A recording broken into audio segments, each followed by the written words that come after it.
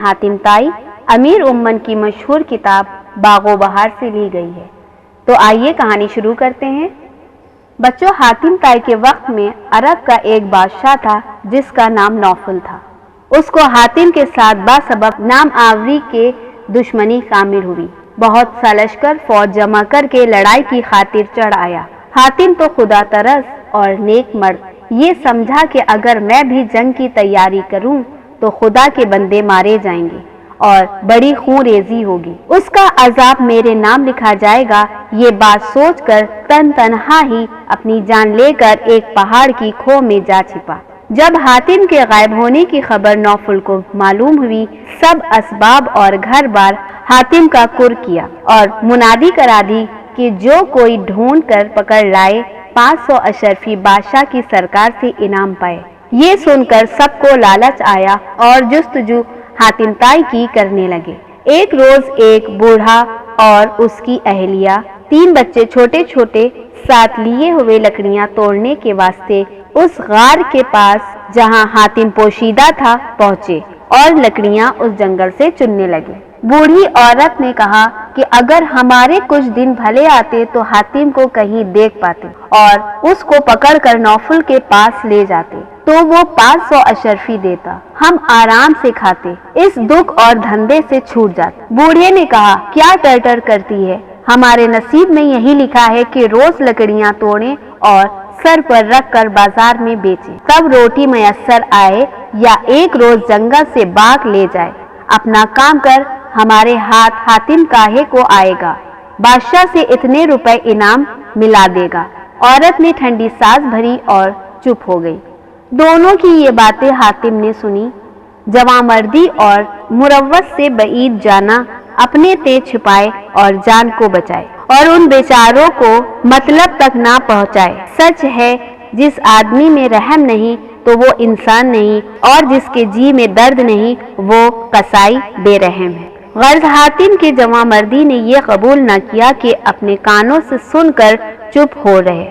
وہ باہر نکل آیا اور اس بوڑھے سے کہا، اے عزیز، حاتم میں ہوں، میری تیں نوفل کے پاس لے چل، وہ مجھے دیکھے گا، روپے دینے کا اقرار کیا ہے، وہ تمہیں دے گا۔ پیر مرد نے کہا، سچ ہے، اس صورت میں بھی بھلائی اور بےہودی میری البتہ ہے، وہ جانے تجھ سے کیا سلوک کرے، اگر مار ڈالے تو میں کیا کروں؟ یہ مجھ سے ہرگز نہ ہو سکے گا کہ تجھ جیسے انسان کو اپنی طمع کی خاطر دشمن کے حوالے کر دوں۔ وہ مال کئے دن کھاؤں گا اور کب تک جیوں گا، آخر مر جاؤں گا، تب خدا کو کیا جواب دوں گا؟ حاتم نے بہتری منت کی کہ مجھے لے چل، میں اپنی خوشی سے کہتا ہوں اور ہمیشہ اس آرزو میں رہتا ہوں کہ میری جان و مال کسی کے کام آئے تو بہتر ہے۔ لیکن وہ بوڑھا کسی طرح راضی نہ ہوا کہ حاتم کو لے جائے اور انعام پائے۔ آخر ناچار ہو کر حاتم نے کہا، اگر تو مجھے نہیں لے جاتا، میں آپ بادشاہ کے پاس جا کر کہتا ہوں کہ اس بوڑھے نے مجھے اس جنگل میں پہاڑ کی کھو میں چھپا رکھا تھا۔ وہ بوڑھا ہنسا اور بولا، بھلائی کے بدلے برائی ملے تو یا نصیب۔ اس رد و بدل کے سوال و جواب میں آدمی اور بھی آ پہنچے۔ بھیڑ لگ گئی، انہوں نے معلوم کیا کہ حاتم یہی ہے، فوراً پکڑ لیا اور حاتم کو لے چلے۔ وہ بوڑھا بھی افسوس کرتا ہوا پیچھے پیچھے ساتھ ہو لیا۔ جب نوفل کے روبرو لے گئے، اس نے پوچھا کہ اس کو کون پکڑ کر لایا ہے؟ ایک بزاز سنگ دل بولا کہ ایسا کام سوائے ہمارے کون کر سکتا ہے؟ یہ فتح ہمارے نام ہے، ہم نے عرش پر جھنڈا گاڑا ہے۔ ایک اور لن ترانی والا ڈھینگ مارنے لگا کہ میں کئی دن سے دوڑ دھوپ کر جنگل سے پکڑ لایا ہوں، میری محنت پر نظر کی۔ اسی طرح اشرفیوں کی لالچ سے ہر کوئی کہتا کہ یہ کام مجھ سے ہوا۔ وہ بوڑھا چپ کے ایک کونے میں لگا ہوا سب کی شیخیاں سن رہا تھا اور حاتم کی خاطر کھڑا رو رہا تھا۔ جب اپنی دلاوری اور مردانگی سب کہہ چکے، تب حاتم نے بادشاہ سے کہا، اگر سچ پوچھو تو یہ ہے کہ وہ بوڑھا جو الگ سب سے کھڑا ہے مجھ کو لایا ہے۔ اگر قیافہ جانتے ہو تو دریافت کرو اور میرے پکڑنے کی خاطر جو قول کیا ہے پورا کرو کہ مرد کو چاہیے جو کہے سو کرے۔ یوں تو زبان حیوان کو بھی خدا نے دی ہے، پھر حیوان اور انسان میں کیا فرق ہے؟ نوفل نے اس لکڑہارے بوڑھے کو پاس بلا کر پوچھا کہ سچ کہو کیا اصل ہے؟ حاتم کو کون پکڑ کر لایا ہے؟ اس بیچارے نے سر سے پاؤں تک جو گزرا تھا سب کہہ سنایا اور کہا حاتم میری خاطر آپ ہی چلا آیا۔ نوفل یہ ہمت حاتم کی سن کر متعجب ہوا کہ بلے تیری سخاوت، اپنی جان کا بھی خطرہ نہ کیا۔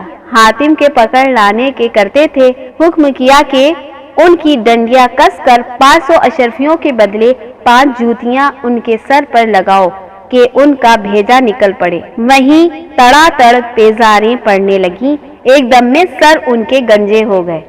سچ ہے جھوٹ بولنا ایسا ہی گناہ ہے کہ کوئی گناہ اس کو نہیں پہنچتا۔ خدا سب کو اس بلا سے محفوظ رکھے اور جھوٹ بولنے کا چسکا نہ دے۔ بہت آدمی جھوٹ موٹ بکتے جاتے ہیں لیکن آزمائش کے وقت سزا پاتے ہیں۔ غرض ان سب کو موافق ان کے انعام دے کر نوفل نے اپنے دل میں خیال کیا کہ حاتم جیسے شخص سے کہ ایک عالم کو اس سے فیض پہنچتا ہے اور محتاجوں کی خاطر اپنی جان تک دینے سے دریغ نہیں کرتا اور خدا کی راہ میں سرتاپا حاضر ہے۔ دشمنی رکھنی اور اس نامدعی ہونا زمرہ آدمیت اور جوان مردی سے بعید ہے۔ وہیں حاتم کا ہاتھ بڑی دوستی اور گرمجوشی سے پکڑ لیا اور کہا کیوں نہ ہو، جب ایسے ہو تب ایسے ہو۔ تواضع و تعظیم کر کے پاس بیٹھا لیا اور حاتم کا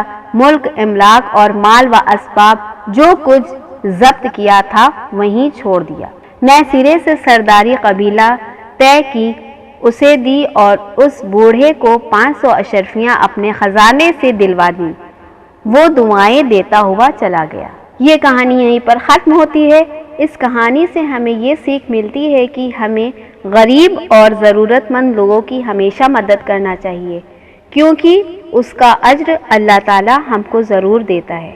اس بات کو میں ایک خوبصورت شعر کے ذریعے واضح کرنا چاہوں گی۔ نیکیاں کر کے جو دریا میں کبھی ڈالو گے، نیکیاں کر کے جو دریا میں کبھی ڈالو گے، وقت آنے پہ ساتھ دیں گی کشتیاں بن کے۔